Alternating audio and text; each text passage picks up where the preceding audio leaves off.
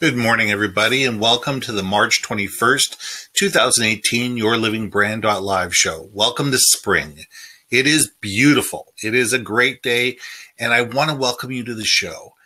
This show is all about what makes companies unique, what makes them different. How do they communicate that difference? How do they communicate that uniqueness? Who their customers are, and why do their customers care about them? Every week, what we do is we have another guest on board, and that guest tells us a story about them, their customers, what they do, why they do it, who they do it for, and more importantly, why those people care. Well, my name is Ben Baker, and my company, 9 to 5, Monday to Friday, is Your Brand Marketing. And what we are is a corporate storyteller. We tell stories. We're keynote speakers. We're workshop consultants, and we do consulting on companies for brand, message, market, vision, and value. We want people to understand who you are, what you do, and why you do it. Because when they understand why you do it, they care. They're engaged. They're interested. And all of a sudden, you become unique and valuable. And when you become unique and valuable, you're not a commodity anymore. And that's the objective. The objective is to get away from all the noise, to stop saying I'm another me too, and communicate how you're different. What are the little things that you do? And they can be just little things that sets you apart. Now, this week, we have Heather White coming to us live from Vancouver. I was lucky enough to catch her in Vancouver. She speaks all over the world. And I want to let her tell you her story. So sit back, enjoy, listen to the story, and I'll be back. Heather, thank you very much for joining me on the show today. How you doing? I'm doing awesome, Ben. Thanks so much for having me. Well, it's great having you back in Vancouver. You know, you're not here that much anymore. Not during the winter, if I can help it. Well, you I'm live solar powered. I'm solar powered, so I need my sun. You know what? I never thought about it. It's true, but you always have that nice, warm, healthy glow on. You're always, you got the Ray-Ban. I always have this picture of you with the Ray-Bans on the head, and sitting there going, give me the sun. Just point me at the sun, and life is good. Yes, you bet. And worst case scenario, there's bronzing powder. You wouldn't know anything about that, but. You know what? I don't. I just look at it and go, I am who I am, and you know what? Either people love me or they don't. So. Amen. Amen. But that's the thing about us in Vancouver is that, February gets to that point where you need to get out of here. And I totally get that. Everybody I know sits there and goes, okay, either we're going away at Christmas or we're going away in February because we need a break. You always need somewhere where you need a little bit of warmth and a little bit of sunshine and be able to move it on. I love this city, but, a little bit of a break is always a good thing. Totally. So cool. So let's get into the show. I mean, the show is all about adding value. It's all about what do you do that's unique? What do you do that's different? What do you do that makes your clients love you? So tell me the story of Heather. Tell me the story about what you do, why you do it, who you do it for, and why they care, because they do care. And that's the cool thing. Yeah, no, I love that question. I'm going to take you back a little bit because I think some context would be helpful. Sure. I started my career in business and in business development, and I worked for a broadline food service distribution company in outside sales. And this was pre-2008. And unbeknownst to me at the time, you learn retrospectively often how much you really gleaned in terms of wisdom and knowledge. But that experience taught me so much. We were outside sales. We were 100% commission sales reps. It was a people business. It was about connecting and relating to people. It was about solving problems. I learned what was so fascinating for me was because I wasn't a foodie. I didn't know a lot about food, but I really love people. And as a result of which I was able to be highly successful without having a huge product knowledge base. Of course, as you go, you learn it. But we had 40,000 listed items, we had 15,000 listed items and 40,000 special order items. You can't know it all, right? Impossible. So I learned really quickly. It was about really connecting with people. Mm-hmm. And what I didn't realize I was learning was it was really about listening.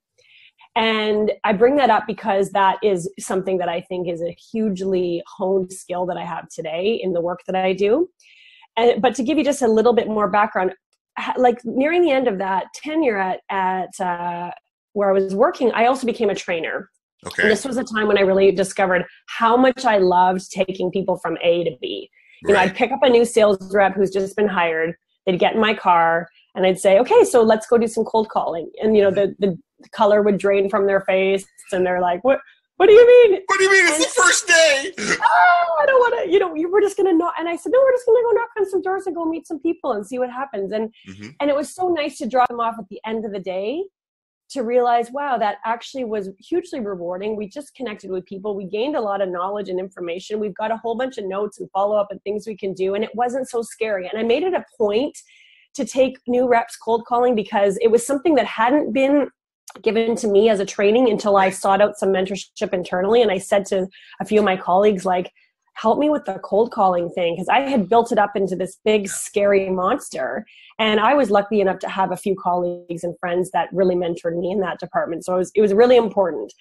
And then, you know, at that point, I realized I was so much more in love with people than I was with food and food service. And I also met 2 coaches at that time. And up until that point in my life, my only experience with coaching was through athletics. Right. And so I met 2 coaches. One was a business coach and one was, you know, sort of a performance coach. Bob Proctor was from Toronto. He was trained by, you know, the likes of Earl Nightingale and had this plethora of wisdom and knowledge about, you know, how to activate the greatest potentials in your life. And then I met Chris Flett, who was a former mentee of my stepdad's, who was an extremely gifted business professional and business development professional. And he's doing this thing called coaching.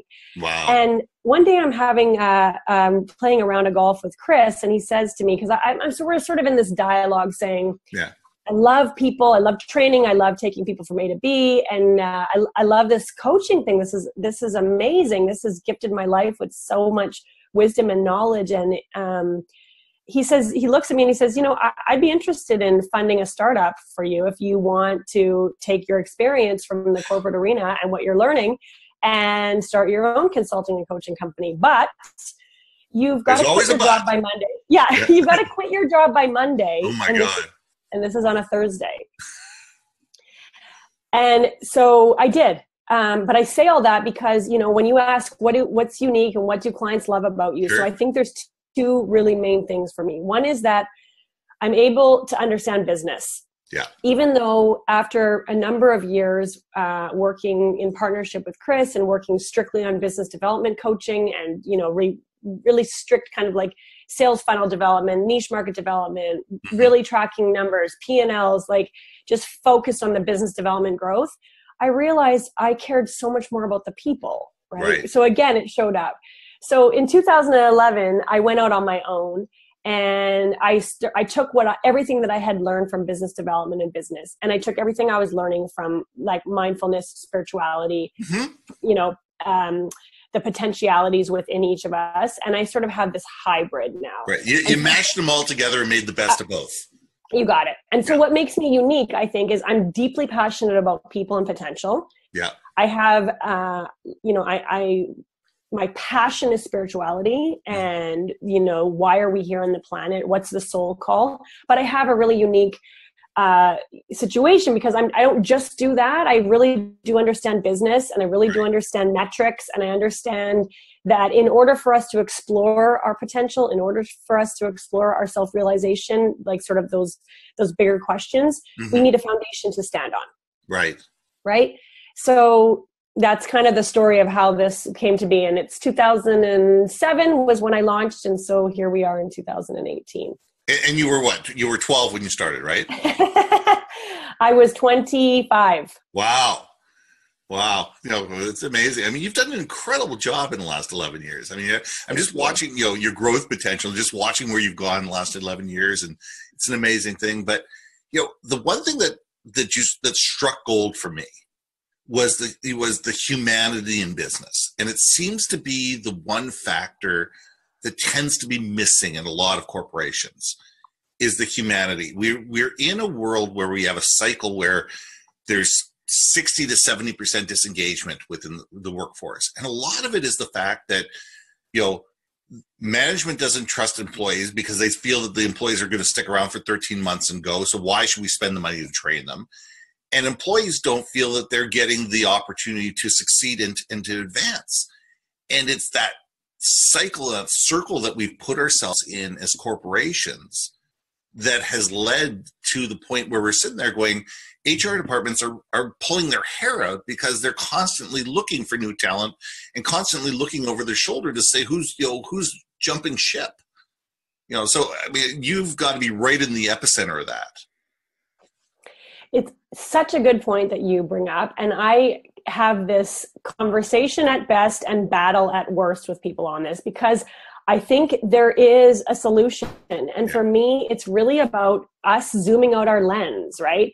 When we're kind of coming out of this old, very sort of masculine linear model that has until now. But like anything, it's like what got us here is the very thing that's actually going to stop us from getting there. And we're living in a world, right, where the advances of technology have sort of blown the lid off of our geographical, restraints, our logistical constraints, our distribution. Like, we live in a global marketplace. Absolutely. Right. And so if we got our blinders on, like, this is, our box, and like, we got to keep all the talent that we have in here and get rid of anything that doesn't fit. And we forget, like, that we live in this global marketplace where there's talent everywhere. And like, speaking of branding, the best thing you can do is like allow people to have the greatest experience possible within the context of their work. And if they need to go to somewhere else, because that's right, like, so we need to expand our awareness. And I think work much more collaboratively, right, as industry and as organization, like, and sharing talent and finding, like, asking better questions, right? Versus like, how do we keep them here? It's like, how do we provide the best possible experience and context so people show up to work and thrive? Exactly. And be willing to not know the answer to the question, right? Because if you know the answer to the question, you're answering it from here. Your mind is programmed by the past. So at best, you're just going to loop around, and eventually you're going to end up in the same place. Well, I look at that, from a micro point of view, for my business, is that I am a far better resource for my clients because I outsource almost everything. My relationships are people like you, people like my graphic designers, like my editors, my copywriters, my videographers. And for me to have all those people in-house would cost my clients millions, because I'd have to have the office space, the phones, the infrastructure, the all those type of things. It's better for me to have all those resources at my fingertips, bring them into the situation as needed, build a virtual team, create success for the customer, and then disband and rebuild as necessary, than to only use the talent that I have, in-house. If I've got 3 graphic designers, one that really isn't that good, but he's the only one that's available right now, you may not get the best work. But if I have 15 different graphic designers, and I can just say, okay, A, B, and C are busy, but I have D, E, and F, I can pick the one from D, E, and F, which is best for your business. So we need to think in a different paradigm, both inside the company and out. I love that. And you're asking a question of like, how can I provide the greatest service and value versus how do I keep my designer busy? Yeah, exactly. Right? 2 very different questions that are going to come up. They're going to generate different answers. I love that. Yeah. So how do you go about helping your clients shift the paradigm? I mean, what does the conversation look like? What is the relationship look like? What are the things that you're putting your client's feet to the fire and say, have you thought about this amount of heat? So for me, I work with high performers, high achievers, and I work on the cultivation of conscious awareness. And what I mean by that is, and the reason why I love working with achievers and performers, high performers, is because they're just hungry for knowledge, and they're the kinds of people, you mention a book, and by the time you talk to them the next time, they've not only read that book, but they've read the other 3 titles by that author. Because when you start to infuse conscious awareness into the mindset of a high performer, to me, the world changes in a really fast way.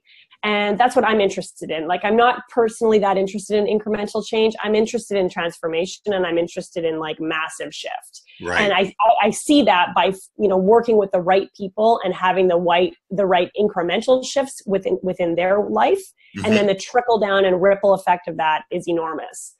In terms of how I work, you know, I'm really listening for a few things. Number one, what's the soul call? Or, you know, the impetus of the entelechy, if you will. It's like entelechy is a Greek word, and it can be translated to soul, but it's like within us is coded a potentiality that under the right circumstances and in the right context has an opportunity to manifest. It's like the acorn has the entelechy to manifest to the oak tree, right? It has a pre-coded, predetermined potentiality that it can become.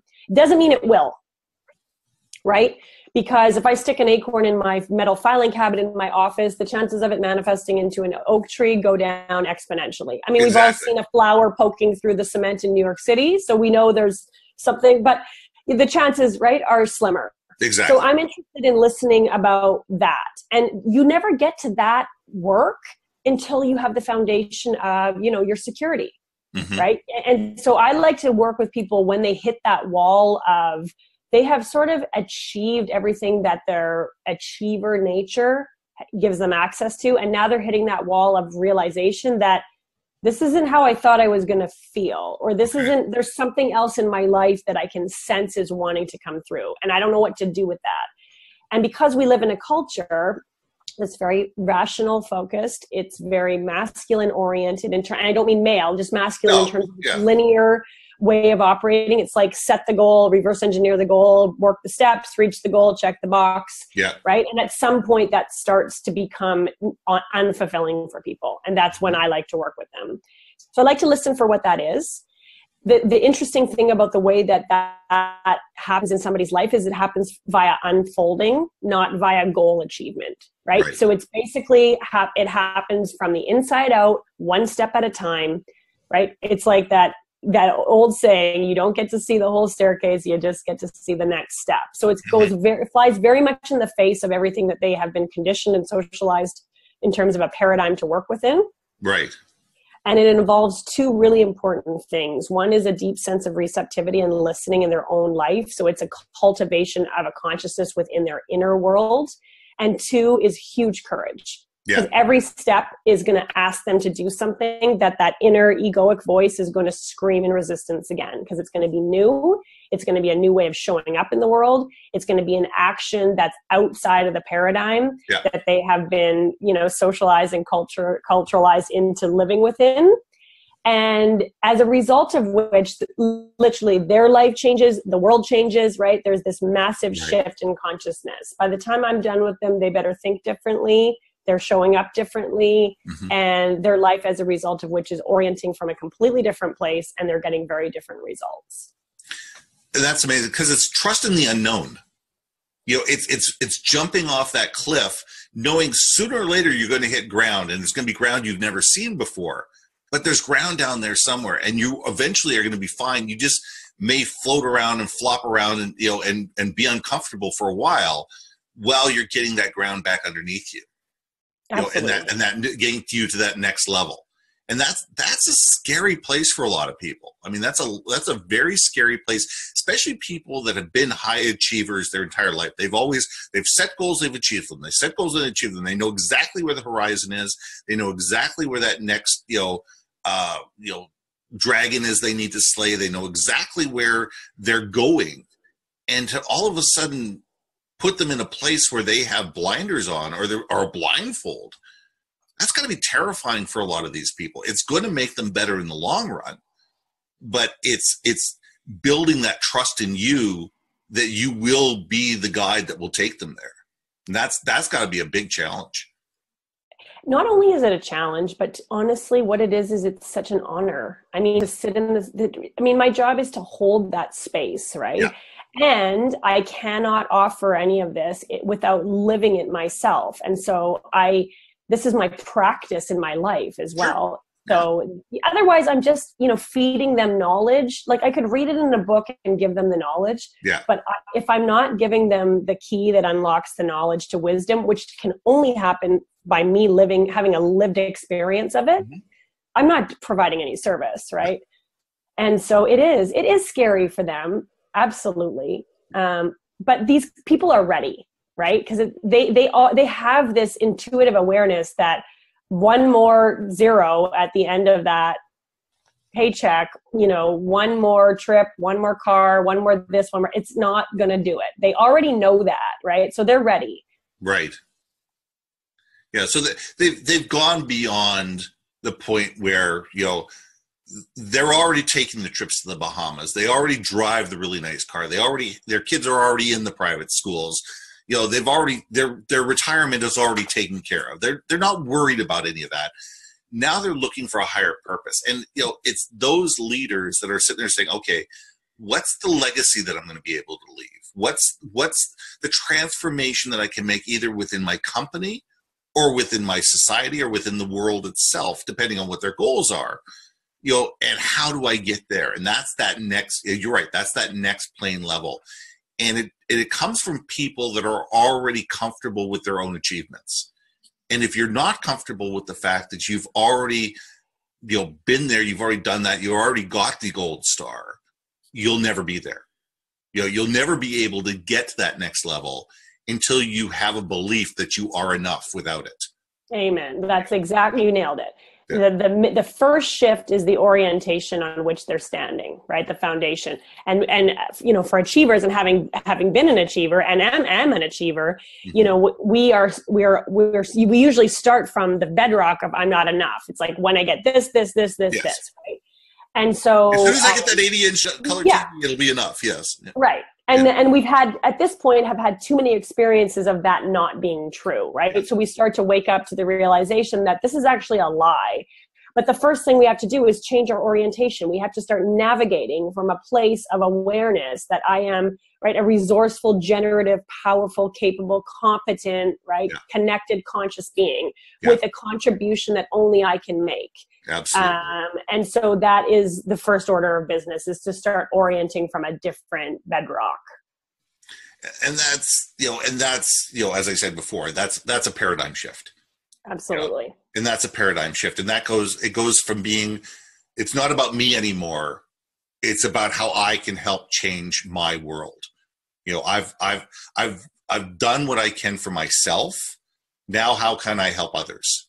Bingo. And that's a neat thing. Now, you traveled a bit, you travel a lot. Tell me a little bit about that. Like, when you're doing your type of work, is it mostly for CEOs? Is it for executive teams? When you're out there traveling and you're doing workshops and you're out there speaking, who are you working with? Is it one-on-ones, or is it mostly one on a small team, on a transformative weekend, or is it long-term projects, or is it short-term projects? What do they mostly look like?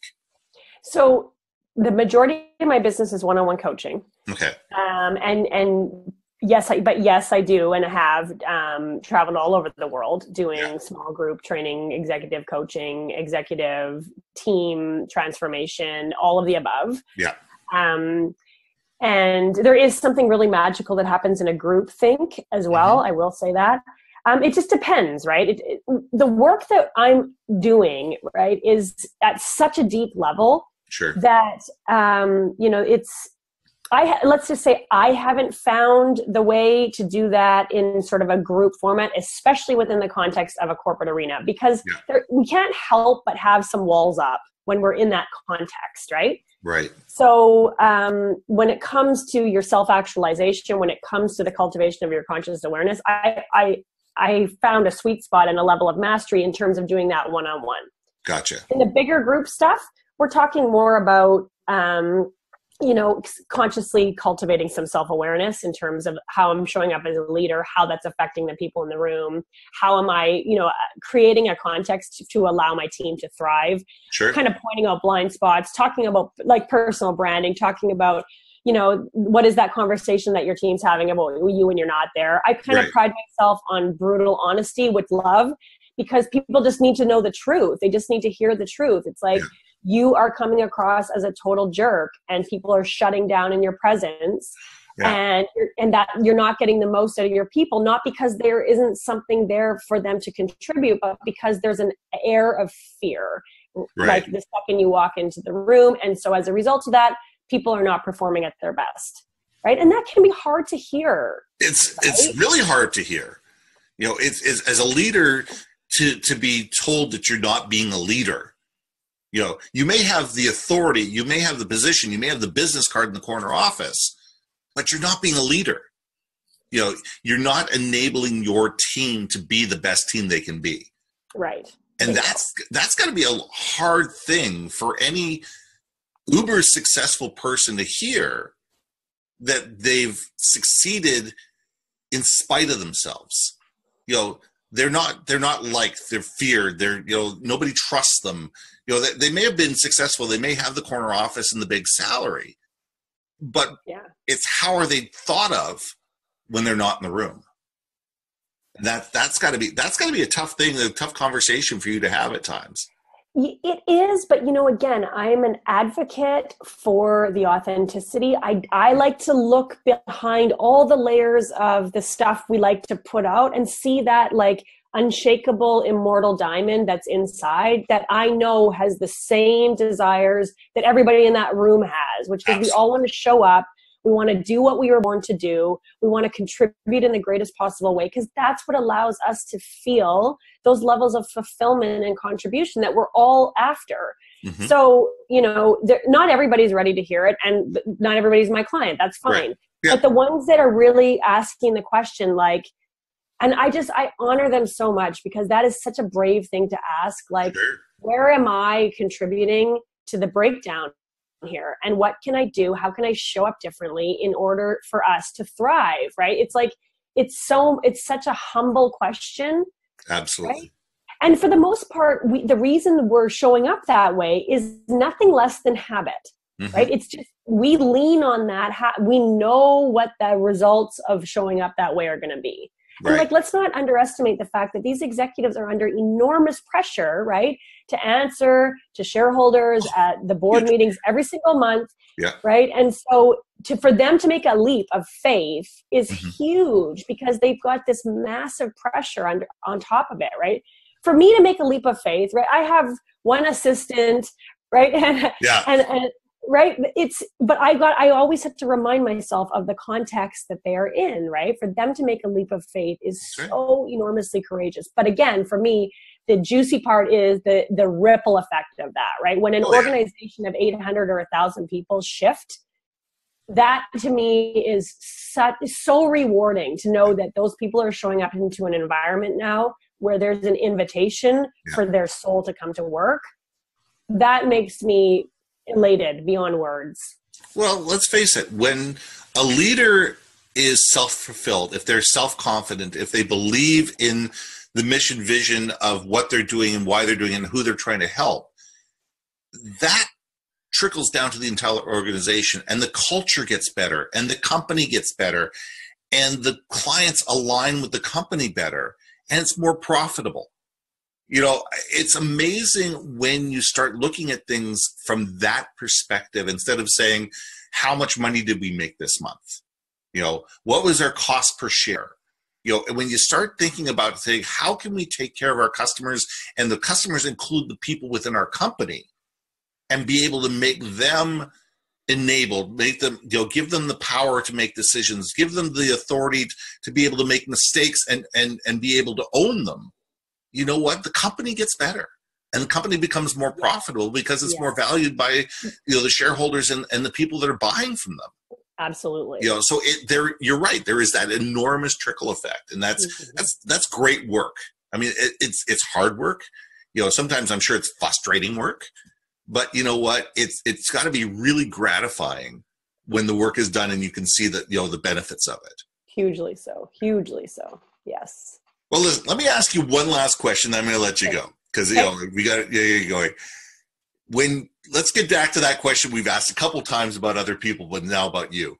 When you leave the room, when you get in your car and you drive away, what's the one thing you want people to think about Heather White and your company and your brand when you're not in the room?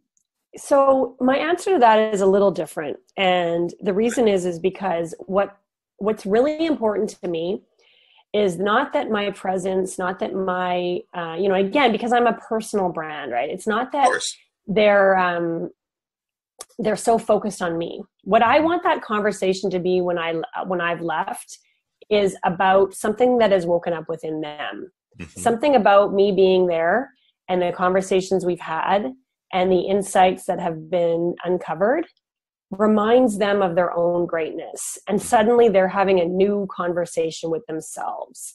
So how that might manifest with regards to what they would say about me or what they would say about my brand is it's like, I don't know, something about her being here just reminded me of what I'm capable of. I'm more inspired. I'm more motivated. I'm ready. I feel courageous. I can take a next step. All of those things make me feel good about laying my head on the pillow tonight and saying, yeah, I did a good job today. You know, that's great. My litmus test is when someone says to me, never thought of it like that. Well, it's about enabling people to be better at who they are. Exactly. I don't want to leave the room and to be put on a pedestal ever. No. I want to leave the room and almost like they forgot I was there, but they've remembered who they are.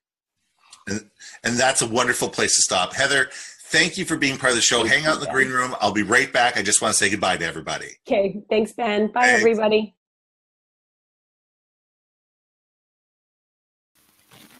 I want to thank you for making the time to spend the time with us today. You know what? Heather is a magical, magical person. She is full of energy. She's full of insight. And it was really wonderful having her on the show today. Now, every week, we interview another guest on the YourLIVINGBrand.live show every 10 o'clock, every Wednesday on Pacific time. We'd love to have you here. Now, Monday to Friday, 9 to 5, my name is Ben Baker. My company is Your Brand Marketing. We're here to help you tell your story. What is your story? It's important. It's important to know. It's important to tell because not only does it motivate your customers, but it also motivates your staff. And that's what it's all about. Tell a story. Tell a great story. Have a great day.